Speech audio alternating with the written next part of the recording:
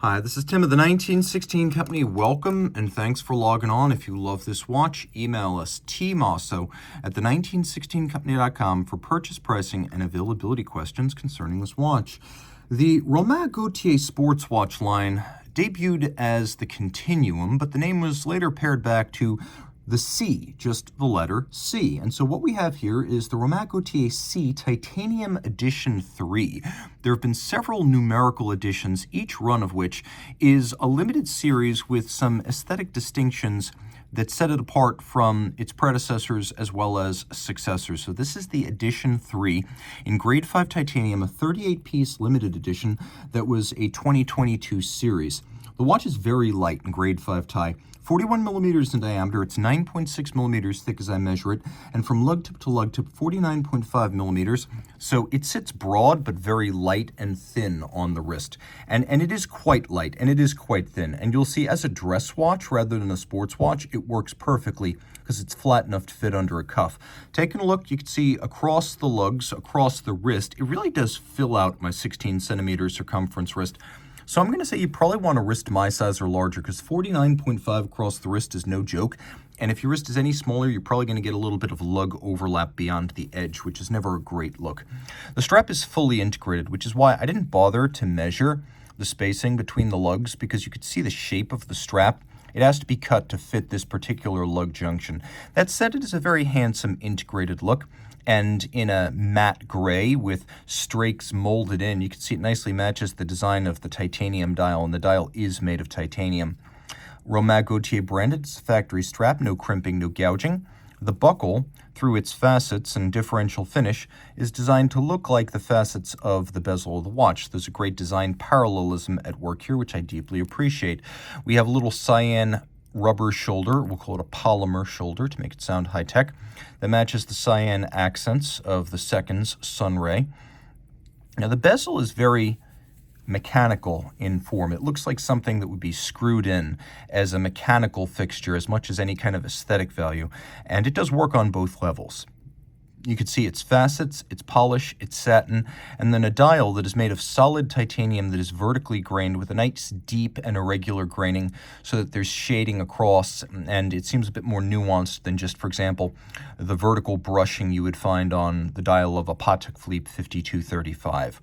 The indices, the numerals, and the hands are all finished from solid blocks of white gold and then matte finished for a muted aesthetic. The watch has an admirable amount of luminescence. There's really no shortage in that regard, and you can see even the seconds hand is loomed, which I love to know. Taking a quick look at some of the subsidiary features here, we've really only got one. Unlike a lot of haute de gamme movements, this one features hacking, which should be elementary since even an ETA 2824 has that, but for some reason, a lot of high-end brands skip that refinement. It's noticed here, and it's appreciated. We have little steps to the way the lugs join the mid-case, and a soft bevel on the flank of the lugs with polished lug hoods. You could see that we have a chiseled design with the Romain Gauthier logo, and then you can also see there's a faceting to the crown that matches the faceting of the bezel. Attention to detail. Turn it all over. We've got a movement that was properly designed for this watch in as much as it's thin and it's broad, so it properly fills out the case hand and glove fashion. This movement is a 32 1/10 millimeter in diameter, and it features the hacking seconds function, a 4 hertz beat rate, manual wind, a 60-hour power reserve, 24 pivot jewels, and a free-sprung balance wheel of Romain Gauthier's own design.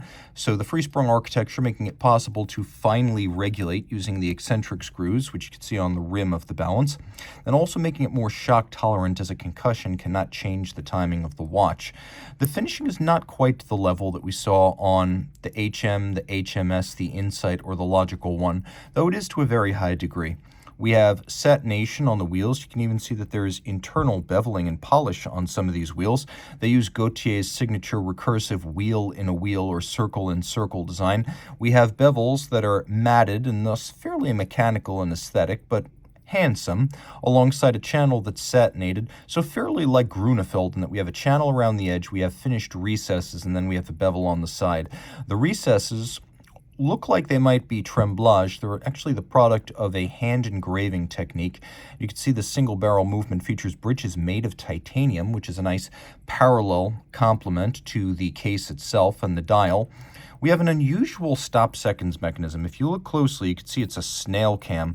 So rather than a lever that comes into contact with the balance wheel, you see how it initially stops the balance, but then when you release, it rolls off and it gives the balance a push, so that unlike a lot of hacking systems, which force the balance to begin beating from a stop and thus cost a little bit of time as they get back up to speed, this one almost immediately imparts full amplitude at the point of release, which is really cool.